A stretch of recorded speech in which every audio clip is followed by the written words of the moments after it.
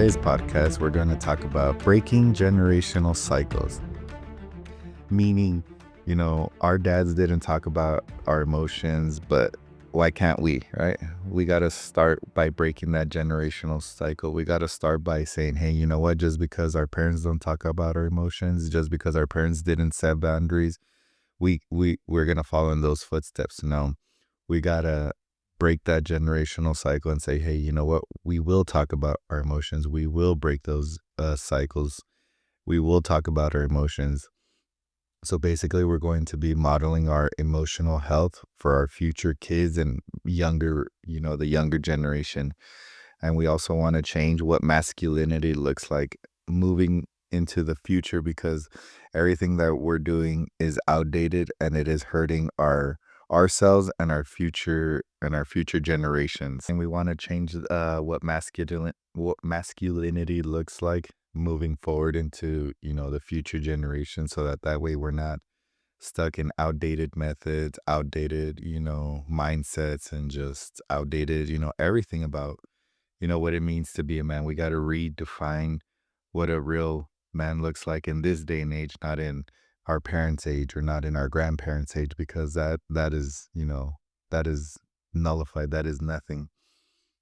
So basically, we got to ba- start off with what is our story. Sharing our struggles, see if it helps anyone, see if it so that nobody feels alone, because we all go through things, and seeing things, hearing things, makes it relatable. Yes, it might not be to the exact thing, but just saying your story and people hearing it is gonna make it feel relatable, and you're gonna not feel alone. You're gonna be like, hey, that celebrity's going through what I went through. And when that celebrity was my age. So who's to say I can't, be a celebrity or be successful, or that successful man, woman was going through the same things I was going through when I was their age. Why can't I overcome that? So you're going to take those necessary steps and necessary precautions to get to where they're at, to get to that level.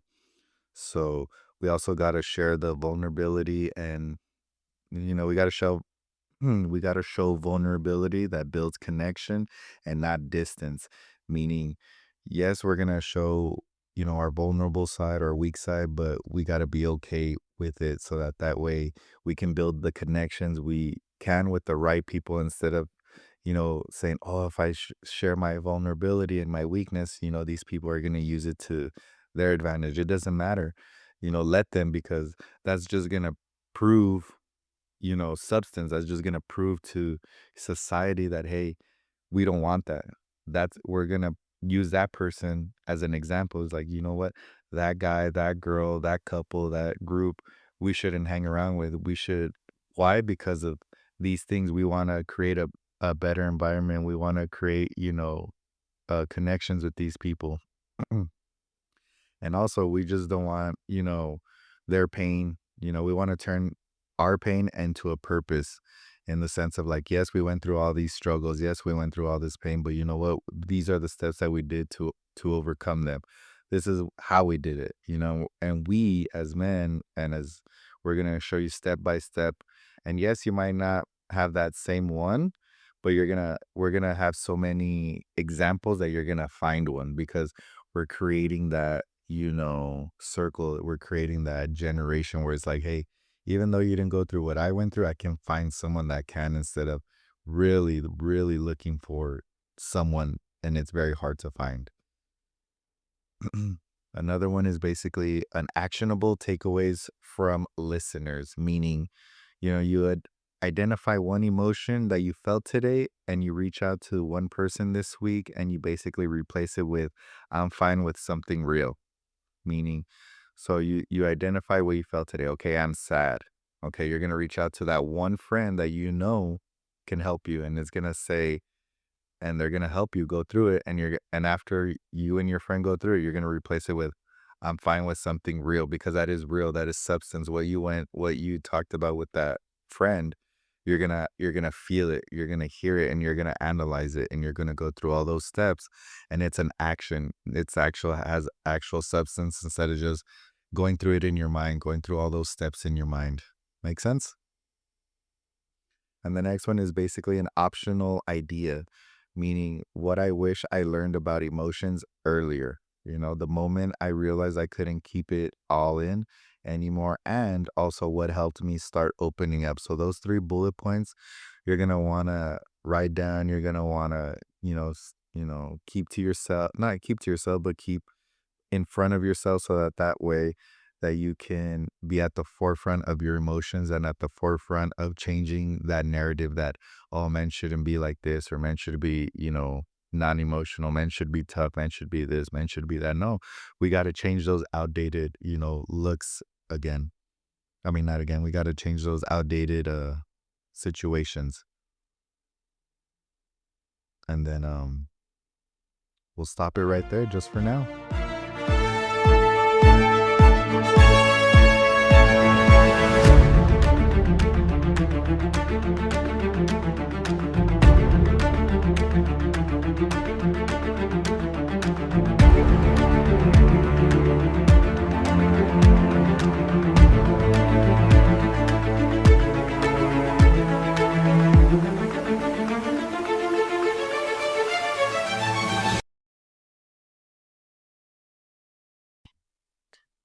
So, speaking about breaking generational cycles, I guess I can use an example about something happened to me. We can make a progress with that and explain and Yeah, talk through have it. question about it. Yeah, go through about it.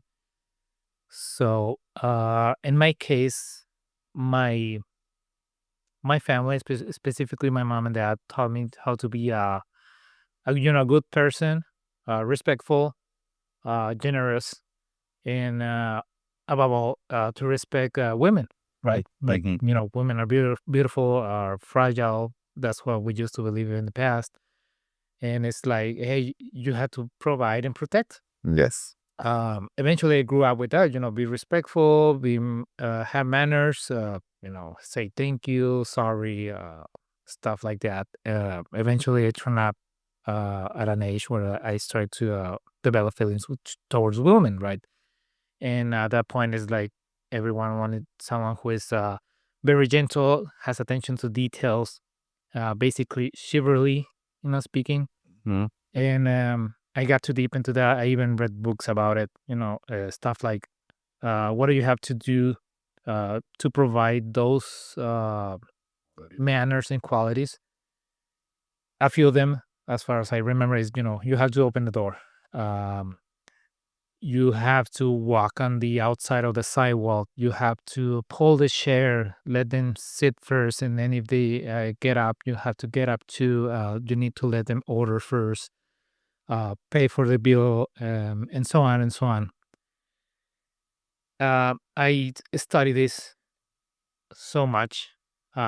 Eventually, try to put it in practice, and you can say that it worked at some point because, and it sounds like a little bit cliche, but too much mannerism and respect got me friend zone.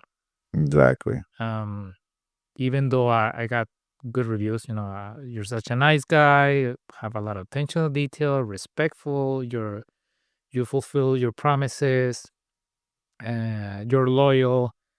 Eventually led up to being friend zone, and I never understood that until much more later, right? It took me a while to understand. So basically, what we've been told from the past, because I believe it used to be something good, like really, really good. You had to be a gentleman, and to respecting women, and all of these manners made them fall in love with you, because that's the basically the true form of being a man. But nowadays it doesn't work the same way because depending on the individual, where are you living and stuff like that, the people around you, they will think this. They will think this is maybe too much, or this relates to being a good friend, or sometimes too weak. Yes. Um, because you're not basically showing manliness, Yeah. getting your toughness, getting your hands dirty, But that's basically just the outside of it because, again, they tell me how to be respectful, gentle, and stuff like that. And that's the first phase. Then the next phase is getting to know each other. But anyway, for this case, the generational cycle taught me to be that kind of man. Exactly. Years go by, it doesn't work anyway. It doesn't work anymore. Um, don't know why, but it it only drives people to either think that you're too into it, like too much commitment. Sometimes it's scaring people away, or they're thinking you being too friendly. So again, friend zone, that's what people tell. Um, don't know if it is. I don't know if it's a generational thing with people born in certain years or maybe certain classes, right? You know, uh, they still think this is a good thing. They should still be showing that people should learn about it, or it's something that it's obsolete now as time changes. And I understand that, like time changes so fast, but it's something that is basically dead because I put it into practice. It hasn't worked for me. Do you believe it's obsolete? Do you think chivalry is dead?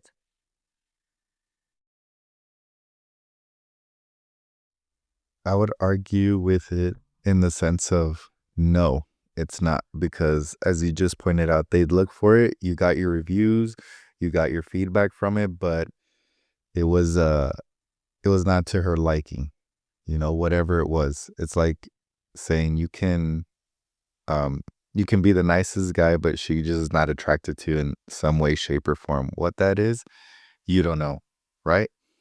So in that instance, you checked off all the boxes for that woman, but yet you didn't check off her box, which was undefined as other.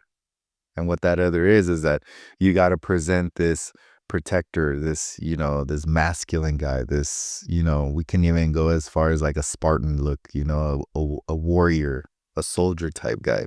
If you don't present that to the woman, then she's not going to feel protected. She's not going to feel safe around you because she's like, oh, this guy's so nice that he wouldn't even hurt a fly. But how do you know that? When push comes to shove, you never know.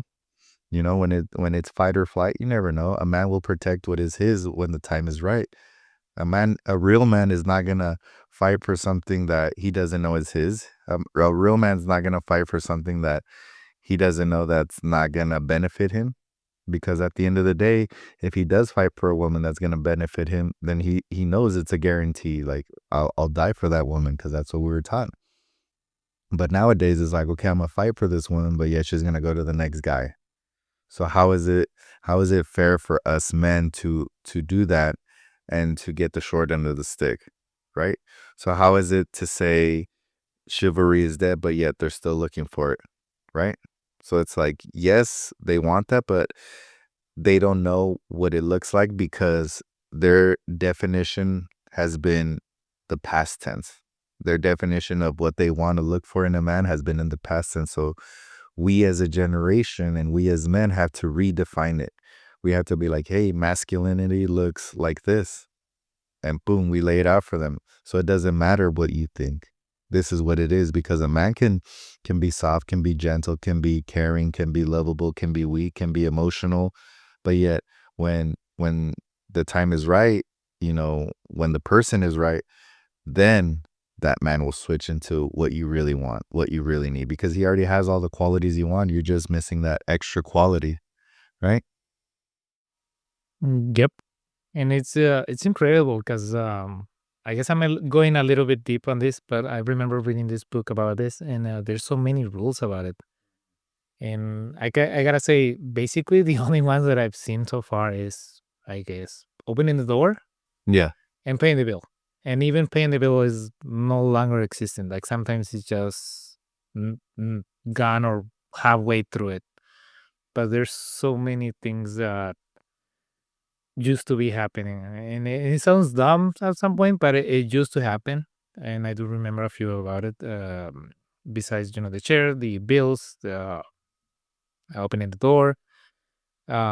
I remember asking about this and if it was true, and they told me that yeah, basically in the past it was true, but I don't know if you remember what it is. Putting your coat in a spot of where there was water right in the street, so the lady can walk over it and not mess the shoes. Yeah, I get you. But there's so many things about it that between the generations get lost. So there was some one point that I'm seeing that, and I guess everyone is saying it about it is that I understand that time change. Um, Something get better, but sometimes some things get lost between the years, the ages, and it's about understanding which ones are because um, depending on the point of view, these values are not existing anymore, or they're getting oversighted. Um, and like you mentioned, it's something that they wanted, but at the same time they don't want it. Exactly. No, yeah. So I guess it depends on. It's probably overextending it, but I guess it's like a trend of what's going on now in these years, right? It's like, what do I need? What do I require? And sometimes that gets distorted because sometimes they tell us, "Oh, this is good," but is it actually good? Is it good for you? Yeah. Because they're just giving it to you in a very general sense, like, oh, this is good for this, but it's like it's not particular to that, individual or to that situation. So that's why we're not we can even go as far as saying we're not making it really known that, hey, you know what, this is what a real man should look like, because we're devaluing men. We're like, oh, it's good to have a man that's aggressive, it's good to have a man that's emotionally regular, because why? Because he's gonna protect you. It's good to have a guy that's jealous, a man that's jealous. Why? Because he cares about her. But in reality, it's like, no, those are all flawed. Those are all flawed. Why? Because if a man is jealous, that means he's insecure. It's like a plethora of things. It's a long list of things that that man has to figure out. So it's like he's either insecure, he's either commitment oriented, he doesn't like commitment, he's like controlling, manipulative, he's a narcissist. So there's a lot of, variables that, could be it, instead of just saying, no, this is what a real man looks like, this is what a real man's qualities look like, this is what a real man has to go through, but this is what a real man moves, this is what a real man should look like, instead of what you think, because aggression doesn't always mean anything. Mhm. And that is it for the podcast on the Q&A. Tune in next time.